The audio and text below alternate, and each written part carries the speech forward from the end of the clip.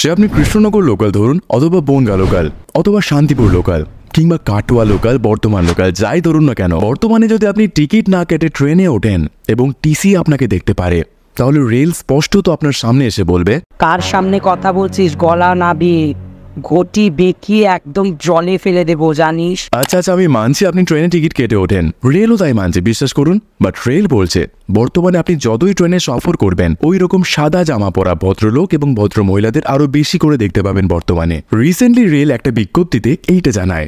এই যে সহযাত্রীরা টিকিট কাটছেন না, আপনার সহযাত্রীরা, তাদেরকে একটু বলে রেখে দিন যে কোনো দিন যে কোনো মুহূর্তে, যেমন ধরুন তালদি থেকে আমরা হয়তো চাপবো টিকিট চেকিং স্কোয়াড সন্ধ্যে 6টায় বা 7টার সময়, তখন ধরা পড়লে কিন্তু সমাজে মান ইজ্জত একদম ধুয়ে যাবে। ব্যাস, যেই সমস্ত ব্যক্তিরা কোনোদিনও ট্রেনে টিকিট কেটে সফর করেন না, তারা এটা বলতে শুরু করে দেয়, डरने से क्या फायदा है, एक दिन किसी को सबको मरना है। আপনি জানলে অবাক হবেন, গত মাসে শুধুমাত্র মে মাসে আমাদের পূর্ব রেল এই টিকিট পরীক্ষার অভিযান চালিয়ে প্রায় 1 লক্ষেরও বেশি মানুষের থেকে জরিমানা আদায় করেছে, যারা কোনো টিকিটই কাটেনি বা ট্রেনে উঠেছে, প্ল্যাটফর্মে চলে এসেছে। এবং শুধুমাত্র এইটুকু নয়, এই সমস্ত অভিযান চালিয়ে তাদের প্রায় 8 কোটি টাকারও বেশি উপার্জন হয়।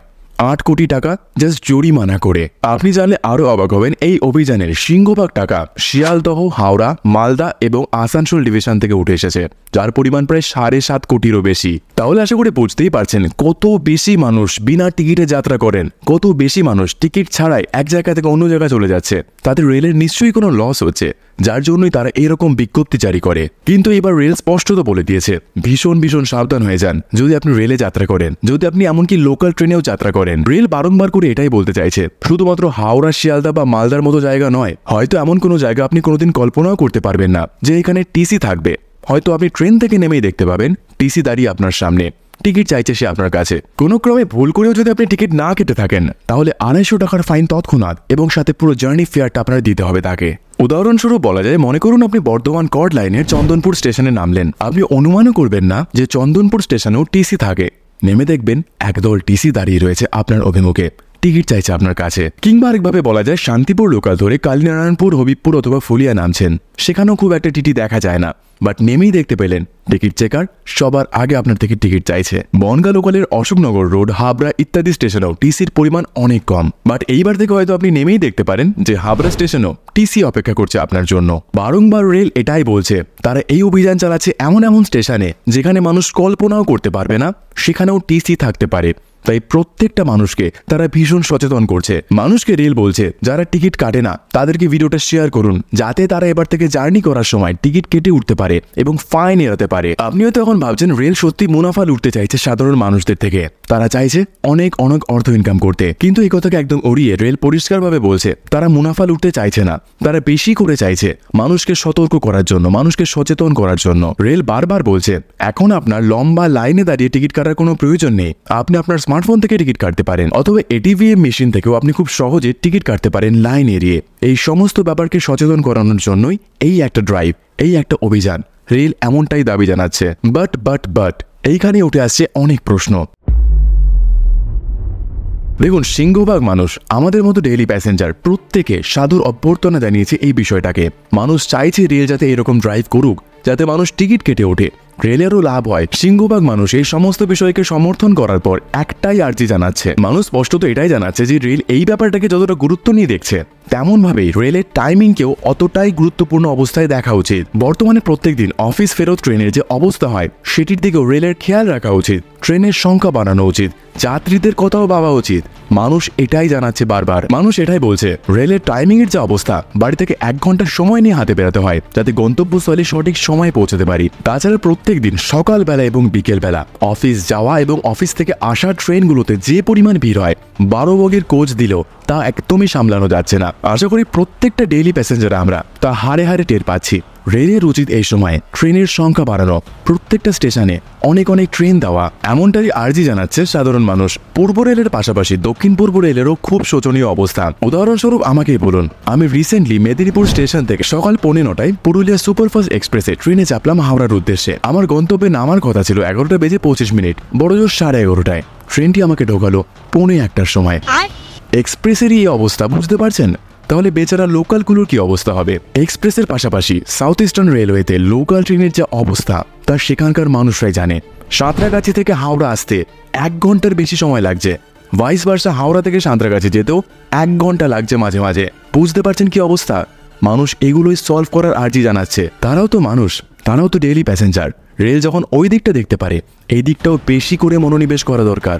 মানুষ বেশি করে চাইছে ট্রেনের সংখ্যা যাতে বাড়ানো হয়। উদাহরণস্বরূপ আপনি শান্তিপুর লোকালেরই কথা বলুন, প্রত্যেক 1.5 ঘন্টার পর পর একটা ট্রেন। যদি একটা ট্রেন মিস করেন 1 ঘন্টা থেকে 1.5 ঘন্টা আপনার শুধু বসে থাকতে হবে। সেম ভাবে হাওড়া লাইনের কাটোয়া লোকালেরও আরও খারাপ অবস্থা, প্রতি 2 থেকে 2.5 ঘন্টার পর পর একটা ট্রেন। বুঝতে পারছেন সেখানকার মানুষদের কি অবস্থা? সাধারণ মানুষ বারবার এটাই চাইছে যে মানুষের এই সমস্যাগুলো, মানুষের বেসিক নিডগুলোর সমাধান বেরোক অতি দ্রুত।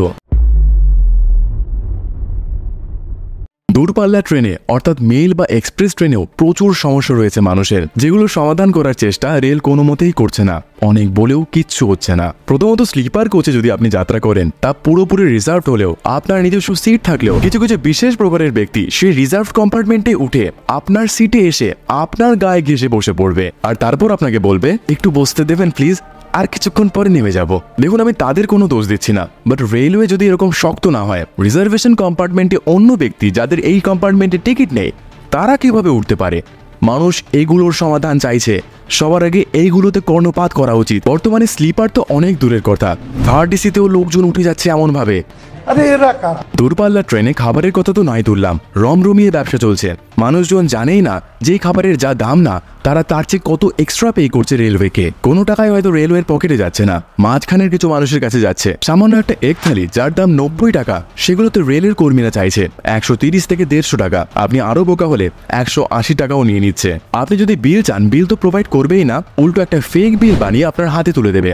আপনার মনে হবে সেটি জেনুইন, বাট ভালো করে পর্যালোচনা করে বুঝতে পারবেন সেটি কতটা ফেক, কতটা রিয়েল। একমাত্র রেল মাথাতে কমপ্লেন করলেই তারা সঠিক দাম নিচ্ছেন, বা সেক্ষেত্রেও কোনো বিল প্রোভাইড করছে না। তারা ক্ষমা চেয়ে যাচ্ছে, বলছে কমপ্লেনটা তুলে নিন। কতটা অরাজকতা চলছে রেলওয়েতে বুঝতে পারছেন কেসটা? যেখানে রেল স্পষ্টত বলে দিয়েছে 1 লিটার প্যাকেজ ড্রিঙ্কিং ওয়াটার মাত্র 15 টাকা, সেখানে অনায়াসে মানুষের থেকে 20 টাকা তারা চার্জ করে নিচ্ছে। মানুষজন জানছেই না পুরো ব্যাপারটা। আপনি হয়তো বলতে পারেন মানুষ কি তাহলে বোকা? দেখুন, মানুষ বোকা নয়। রেল যদি এই সমস্ত সিস্টেমটাকে গোড়া থেকে সঠিক না করে, তাহলে ওই পরিস্থিতিকে কাজে লাগিয়ে এই সমস্ত মাঝের মানুষেরা বড় মুনাফা লুটে চলে যাবে এবং অর্থ নিয়ে যাবে আমার আপনার সাধারণ মানুষের। আর শুধু এটুকু একদমই নয়, বর্তমানে বেআইনি পণ্য সামগ্রীও রেলের কামরায় বিক্রি হচ্ছে। আমি রিসেন্টলি কাজিরাঙ্গা এক্সপ্রেসে গুয়াহাটি গেছিলাম। ট্রেন যখন মালদা ছাড়লো, তখন একটি লোক হঠাৎ করে দেখি হাতে কিছু নিয়ে এসে আমাকে বলল, ট্রেনের মধ্যে খৈনিকে বিক্রি করে ভাই। এইগুলোতেই মানুষ প্রশ্ন তুলছে, বড় বড় প্রশ্ন তুলছে। ওয়েল, সমস্যার কথা বলে তা শেষ করা যাবে না। মানুষের জীবন সত্যি সমস্যায় পরিপূর্ণ, কিন্তু তাই বলে কি আমরা তার সমাধান খোঁজার চেষ্টা করব না? রেল যেমন বর্তমানে টিকিট চেকিং এর প্রতি এত মনোনিবেশ করছে, তেমনি সাধারণ মানুষের ভালোর জন্য, সাধারণ মানুষের কল্যাণের জন্য এই সব সমস্যার সমাধানগুলো তার সাথে সাথে অতি দ্রুত উঠে আসা উচিত। আবারও বলছি, রেল আমাদের প্রত্যেকের জীবনে এক অনবদ্য মূল্যবান সম্পদ। রেল ছাড়া আমরা সত্যি অচল। লকডাউনে ভালো করে টের পেলাম আমরা। প্রত্যেকটা রেল প্রেমী, প্রত্যেকটা রেল যাত্রী ভালো মতো অনুভব করেন কত সহজে, কত কম টাকার বিনিময়ে রেল আমাদের এক জায়গা থেকে অন্য জায়গায় কত আরামদায়কভাবে নিয়ে যায়। বর্তমানে রেলের এই ডিসিশনকে সবাই সাদর অভ্যর্থনা জানাচ্ছে। আমরা সবাই জানাচ্ছি, সবাই মানছে যে রেলের এইরকম পদক্ষেপ আরও নেওয়া উচিত। তাতে ইনফ্রাস্ট্রাকচার স্ট্রং হবে, মানুষ টিকিট কেটে ট্রেনে উঠবে, রেলেরও লাভ হবে। তেমনভাবেই মানুষ চাইছে যাতে বেসিক ইনফ্রাস্ট্রাকচার, প্রত্যেকটি ডেইলি প্যাসেঞ্জারদের বেসিক নিডস যাতে রেল ফুলফিল করে, চেষ্টা করে অন্তত। না হলে প্রত্যেকদিন এরকম ঘন্টার পর ঘন্টা ট্রেন লেট, এক গাদা ভিড়ে যেখানে তিল ধারণের পর্যন্ত জায়গা নেই, সেই স্থানে পুরো 2 ঘন্টা দাঁড়িয়ে যাওয়া, এই সমস্ত মানুষ আর নিতে পারছে না। তার জন্যই তারা রেলকে আরও আর্জি জানাচ্ছে এই সব কিছুতে মনোনিবেশ করার জন্য। আপনার কি মনে হয় কোন বিষয়টি রেলের ইমিডিয়েটলি শুধরে দেওয়া উচিত? তা ট্রেনের টাইমিং ঠিক করা হতে পারে, অথবা রেলের সংখ্যা বাড়ানো হতে পারে।